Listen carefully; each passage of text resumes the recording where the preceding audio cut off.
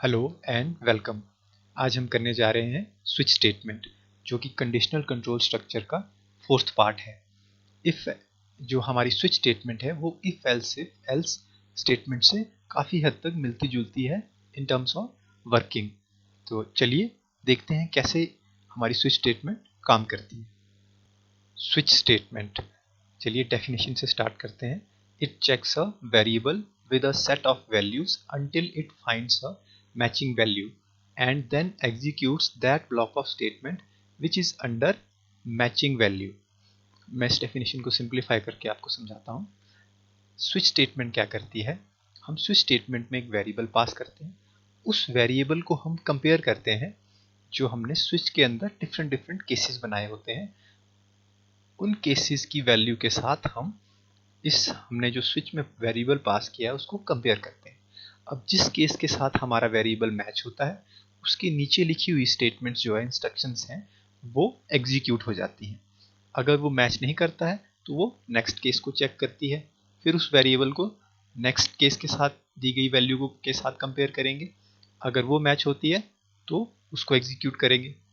अगर वो किसी भी केस में दी गई वैल्यू के साथ वो वेरिएबल हमारा मैच नहीं होता है तो यहाँ पे एक डिफ़ॉल्ट पार्ट भी होता है जिसमें जो कि उसमें दी गई इंस्ट्रक्शंस को एग्जीक्यूट किया जाता है जब कोई भी केस मैच नहीं होता है।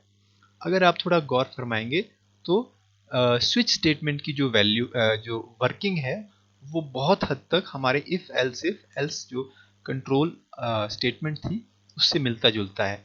हम सिंटेक्स देखते हैं, आपको क्लियर हो जाएगा। देखिए स्विच जो मैंने लिखा है इसमें एन मैंने पास किया, इसको आप एक वेरिएबल कंसिडर कर सकते हैं जो हम कंपेयर करने वाले हैं।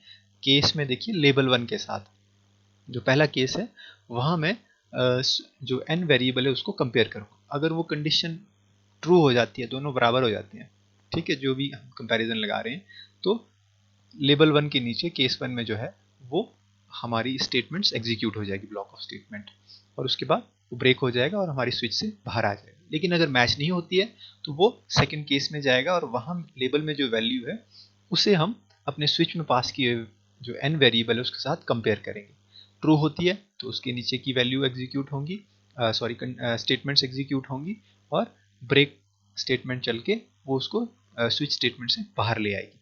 लेकिन अगर हमारे दिए गए जितने भी हमने केस दिए गए हैं, अगर उसमें से किसी के साथ भी हमारा वेरिएबल मैच नहीं होता है तो हमारा डिफ़ॉल्ट पार्ट एग्जीक्यूट होता है।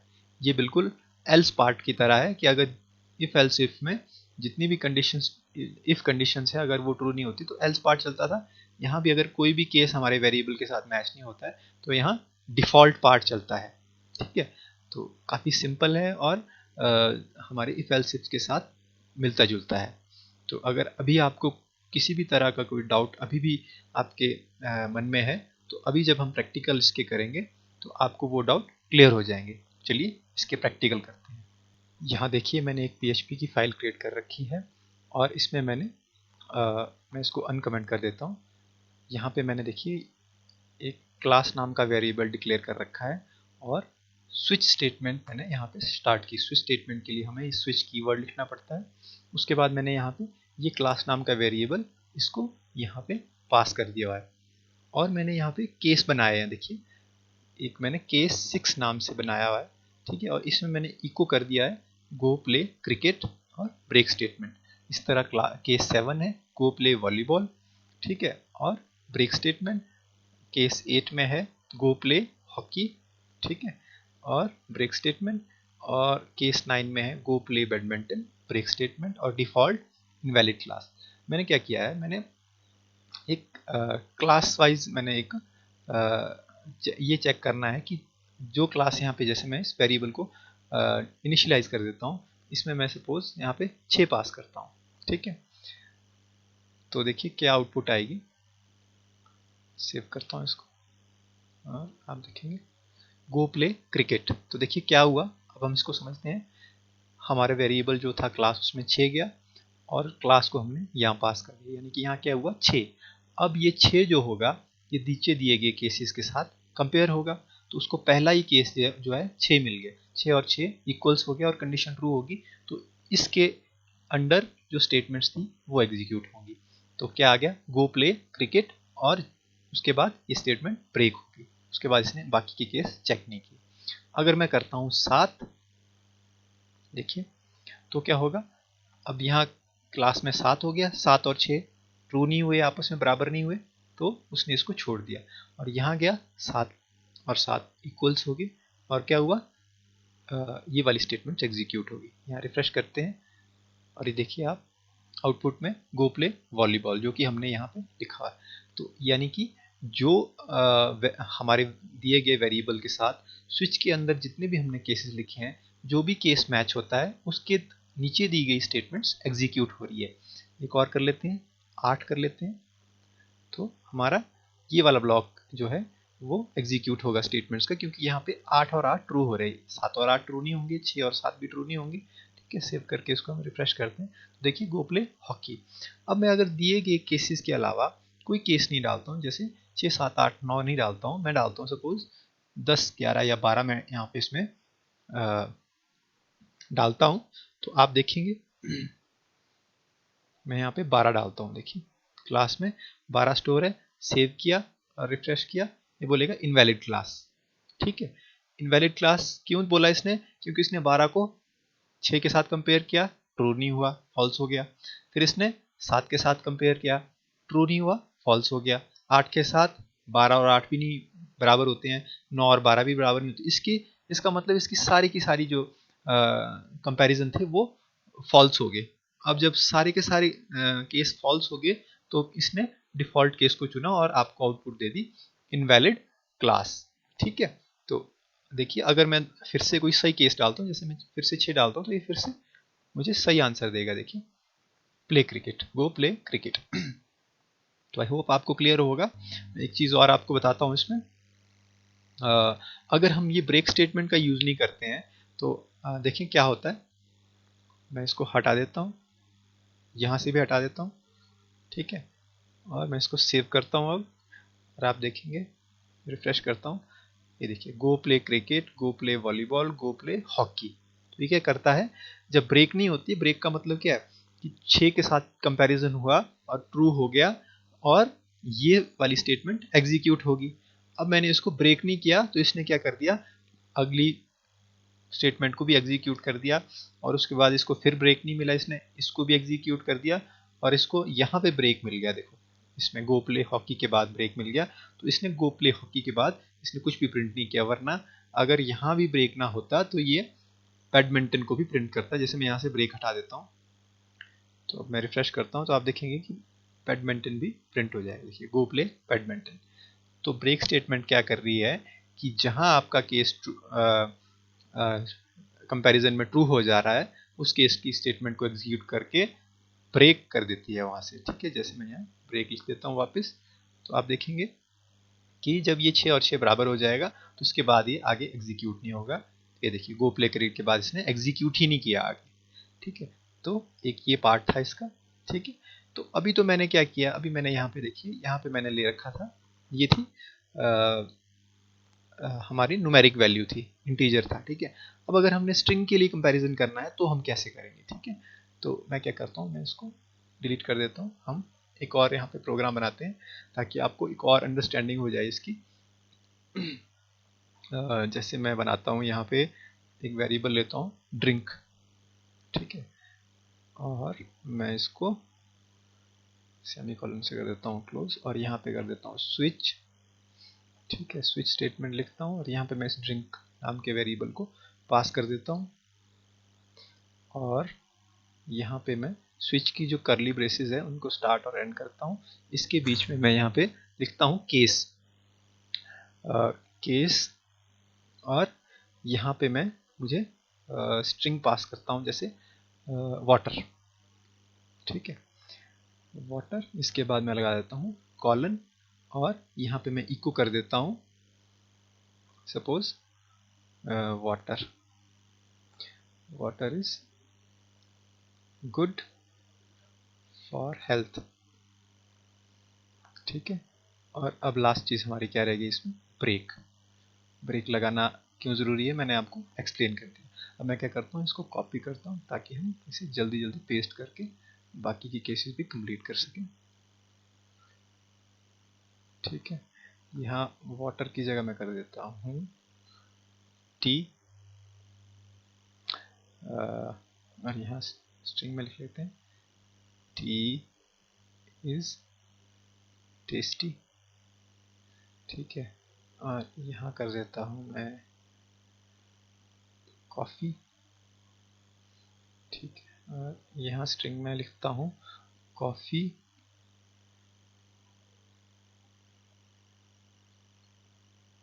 Is not bad. ठीक है, चलिए काफ़ी है 3 केस, मैं इसको हटा के यहाँ पे डिफ़ॉल्ट कर देता हूँ, हमें अंडरस्टैंडिंग होनी चाहिए। डिफ़ॉल्ट लंबा खींच के कोई फ़ायदा नहीं, और यहाँ पे मैं कर देता हूँ इको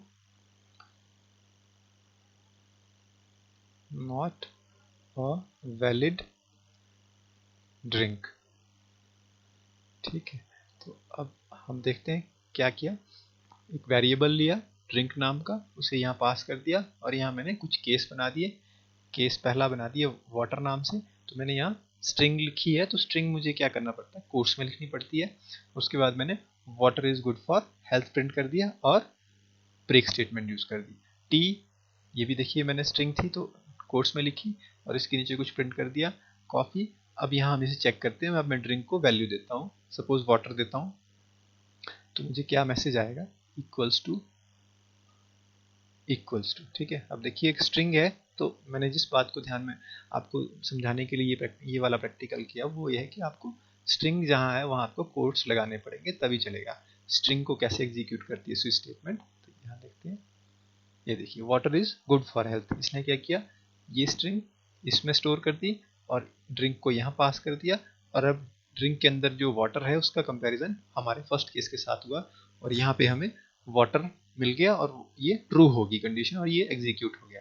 अब मैं अगर यहाँ पे टी पास करूँगा तो सेव करूँगा, रिफ्रेश करूँगा, तो देखिए टी इज़ टेस्टी।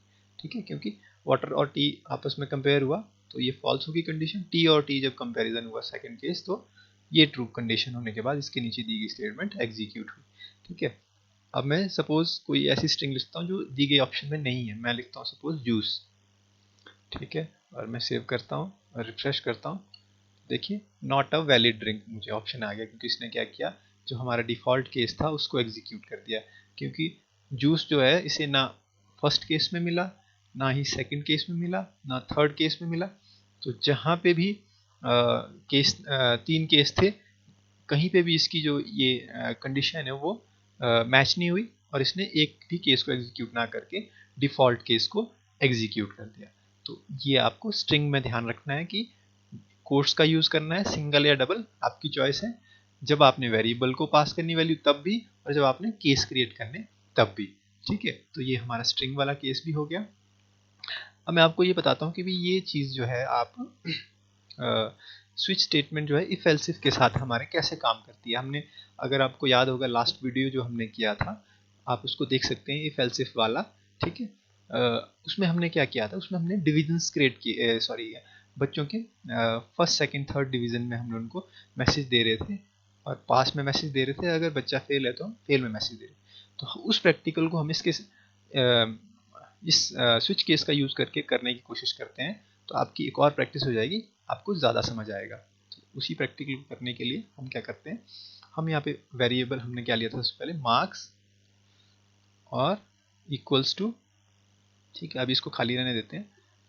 ठीक है, और स्विच में पास कर देते हैं स्विच, और यहाँ पे मार्क्स। ठीक है, और ब्रेसेस, और यहाँ पे हम बनाते हैं पहला केस, हम लिखते हैं यहाँ पे केस, और यहाँ पे हम लिखेंगे डॉलर मार्क्स अगर ग्रेटर देन इक्वल टू 75 है। ठीक है, और यहाँ हम कॉलन का इस्तेमाल करते हैं, तो हम क्या बोलेंगे यहाँ पे, इको फर्स्ट डिवीजन। हमने यही किया था वहाँ पे, आपको अगर याद होगा, डिवीजन। ठीक है, और इसके बाद क्या होगा हमारा last part, break statement. Break statement, और ऐसे मैं इसको फटाफट कॉपी पेस्ट करता हूँ ताकि हम कंप्लीट कर से। ये सेकंड डिवीज़न के लिए, थर्ड डिवीज़न के लिए, ये पास के लिए, ठीक है। तो हम यहाँ कंडीशन चेंज कर लेते हैं फटाफट। यहाँ पे 65 सेकंड डिवीज़न, ठीक है। थर्ड डिवीज़न 55, अगर कोई बच्चा पास है तो वो 33 से ऊपर होना चाहिए। यहाँ हम कर देते हैं सेकंड, यहाँ हम कर देते हैं थर्ड, यहाँ हम कर देते हैं यू आर पास, ठीक है। अब हमारा एक बच गया डिफ़ॉल्ट केस।